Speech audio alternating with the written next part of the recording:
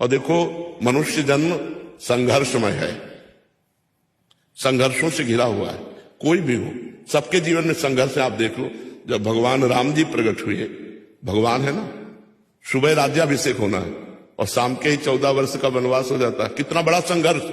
नंगे पैर जहां महलों में चलते हैं तो फूलों जैसे कोमल गद्दे बिछाए जाते हैं, वही भगवान नंगे पैर वनवास 14 वर्ष तक। तापस वेश विशेष उदासी 14 बरस राम वनवासी। तो जब भगवान मृत्युलोक में जन्म लिए, अवतार लिए, तो संघर्ष में जीवन रहा, चाहे राम का हो चाहे कृष्ण का हो।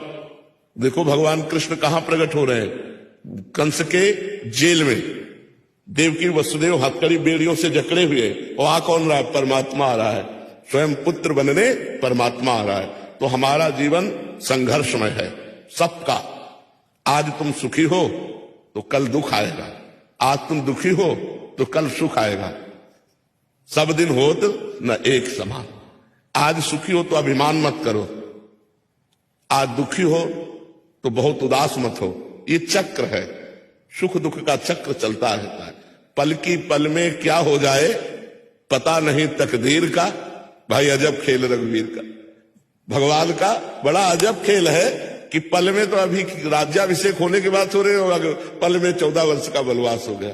पल की पल में क्या हो जाए कुछ पता नहीं तकदीर का, अजब खेल रघुवीर का। इसलिए हमको दुख में सामर्थ्यवान बनने के लिए भगवान का नाम जप करना चाहिए। नाम जप से बड़ी सामर्थ्य मिलती है।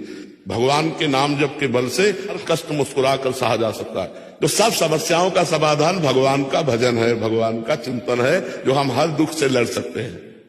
और जी इसका मतलब समस्या तो केवल मन का एक मान्यता और उसका विचार ही है। बस मतलब कष्ट होना समस्या नहीं है, उससे चिंतित हो जाना या आगे क्या होगा। हाँ।